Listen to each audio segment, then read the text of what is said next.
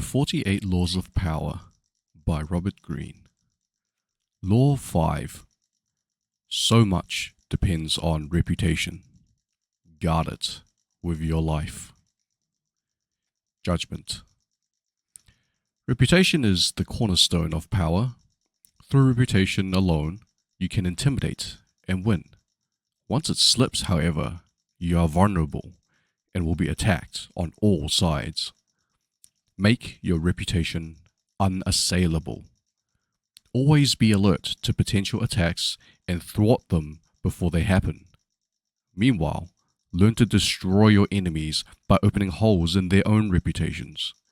Then stand aside and let public opinion hang them. Observance of the Law 1. During China's War of the Three Kingdoms, AD 207 to 265, the great general Zhuge Liang, leading the forces of the Shu Kingdom, dispatched his vast army to a distant camp where he rested in a small town with a handful of soldiers. Suddenly, sentinels hurried in with the alarming news that an enemy force of over 150,000 troops under Sima Yi was approaching. With only 100 men to defend him, Zhuge Liang's situation was hopeless. The enemy would finally capture this renowned leader. Without lamenting his fate or wasting time trying to figure out how he had been caught, Liang ordered his troops to take down their flags, throw open the city gates, and hide. He himself then took a seat on the most visible part of the city's wall, wearing a Taoist robe. He lit some incense, strummed his lute, and began to chant. Minutes later, he could see the vast enemy army approaching, an endless phalanx of soldiers. Pretending not to notice them, he continued to sing and play the lute. Soon, the army stood at the town gates. At its head was Sima Yi, who instantly recognized the man on the wall. Even so, as the soldiers itched to enter the unguarded town through its open gates, Sima Yi hesitated, held them back, and studied Liang on the wall. Then he ordered an immediate and speedy retreat. Interpretation. Zhuge Liang was commonly known as the Sleeping Dragon. His exploits in the War of the Three Kingdoms were legendary. Once a man claiming to be a disaffected enemy lieutenant came to his camp, offering help and information. Liang instantly recognized the situation as a setup. This man was a false deserter and should be beheaded. At the last minute, though, as the axe was about to fall, Liang stopped the execution and offered to spare the man's life if he agreed to become a double agent. Grateful and terrified, the man agreed and began supplying false information to the enemy. Liang won battle after battle. On another occasion, Liang stole a military seal and created false documents, dispatching his enemy troops to distant locations. Once the troops had dispersed, he was able to capture 3 cities, so that he controlled an entire corridor of the enemy's kingdom. He also once tricked the enemy into believing one of its best generals was a traitor, forcing the man to escape and join forces with Liang. The Sleeping Dragon carefully cultivated his reputation of being the cleverest man in China, one who always had a trick up his sleeve. As powerful as any weapon, this reputation struck fear into his enemy. Sima Yi had fought against Zhuge Liang dozens of times and knew him well. When he came up on the empty city, with Liang praying on the wall, he was stunned. The Taoist robes, the chanting, the incense. This had to be a game of intimidation. The man was obviously taunting him, daring him to walk into a trap. The game was so obvious that for one moment it crossed Yi's mind that Liang actually was alone and desperate. But so great was his fear of Liang that he dared not risk finding out. Such is the power of reputation. It can put a vast army on the defensive, even force them into retreat, without a single arrow being fired. Observance of the Law 2. In 1841, the young P.T. Barnum, trying to establish his reputation as America's premier showman, decided to purchase an American museum in Manhattan and turn it into a collection of curiosities that would secure his fame. The problem was that he had no money. The museum's asking price was $15,000, but Barnum was able to put together a proposal that appealed to the institution's owners even though it replaced cash up front with dozens of guarantees and references.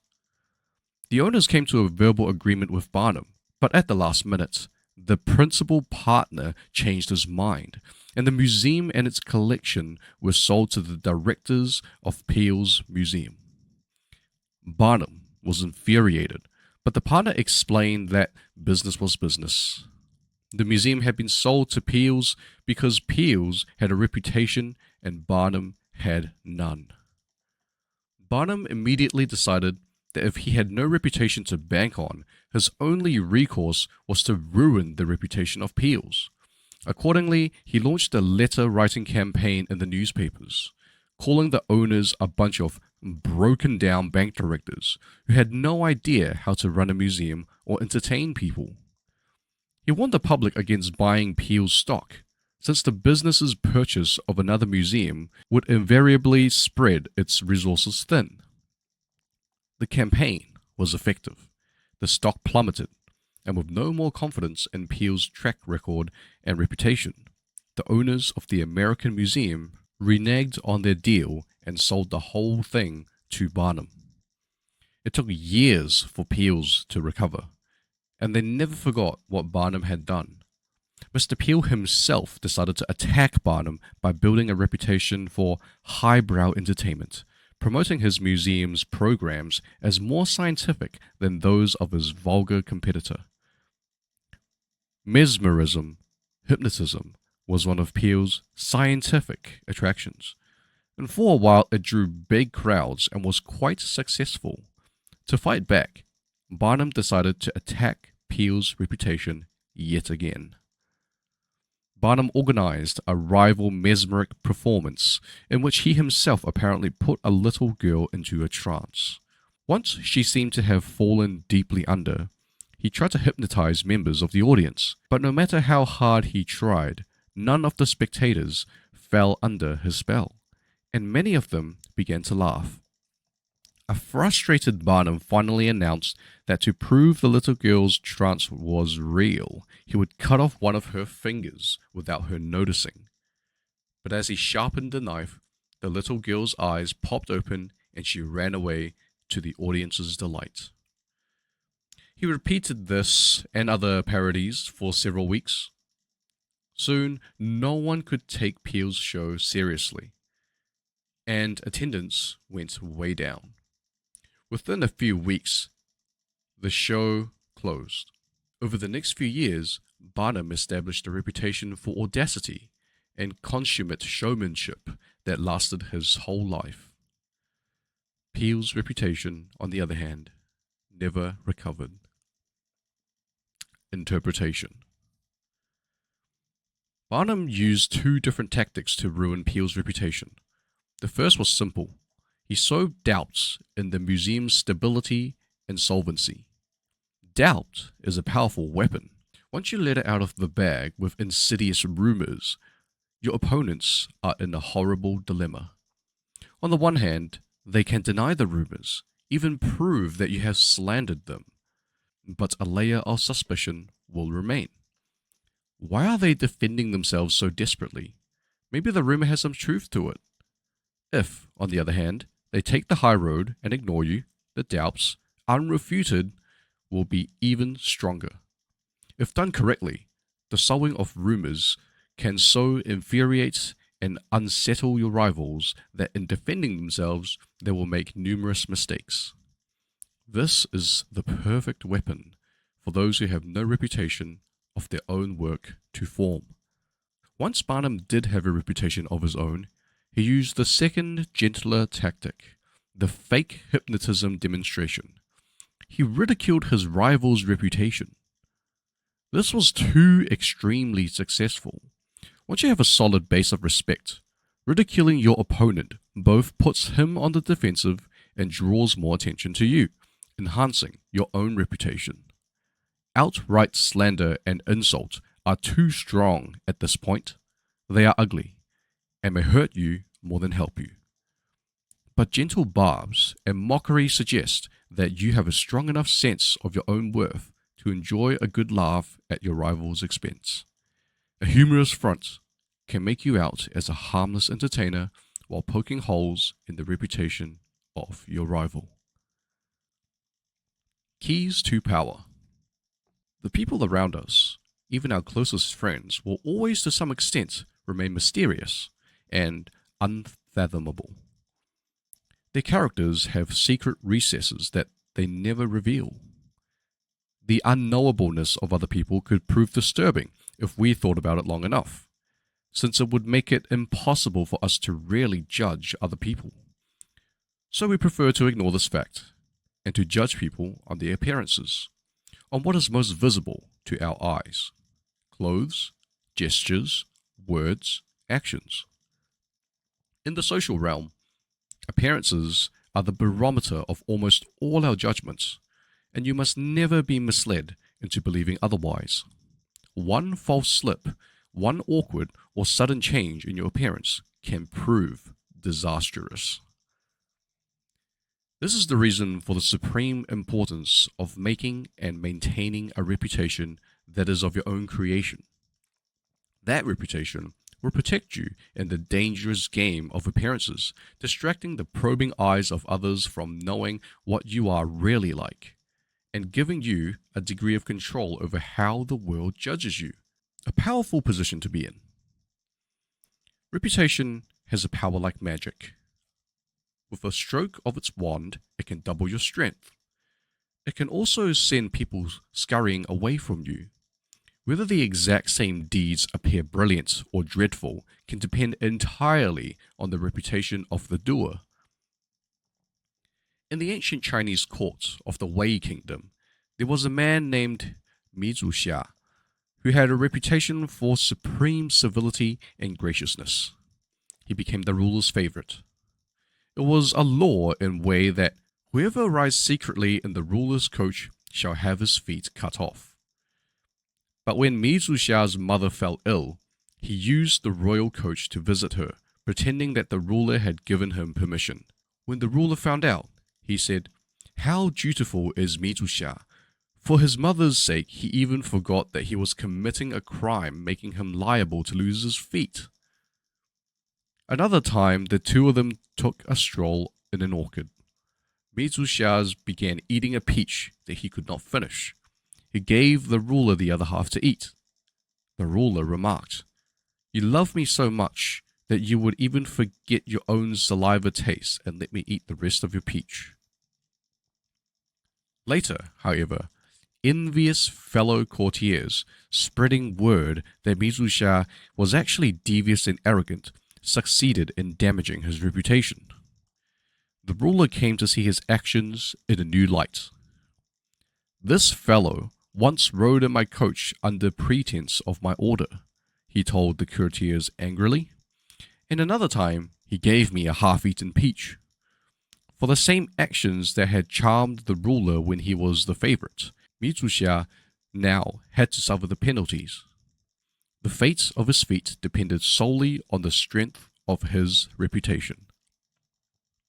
In the beginning, you must work to establish a reputation for one outstanding quality, whether generosity or honesty or cunning. This quality sets you apart and gets other people to talk about you. You then make your reputation known to as many people as possible. Subtly, though, take care to build slowly and with a firm foundation, and watch it spread like wildfire. A solid reputation increases your presence and exaggerates your strengths without you having to spend much energy. It can also create an aura around you that will instill respect, even fear. In the fighting in the North African desert during World War II, the German general Erwin Rommel had a reputation for cunning and for deceptive maneuvering that struck terror into everyone who faced him.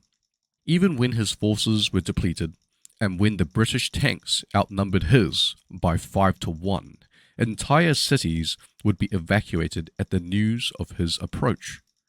As they say, your reputation inevitably precedes you, and if it inspires respect, a lot of your work is done for you before you arrive on the scene or utter a single word.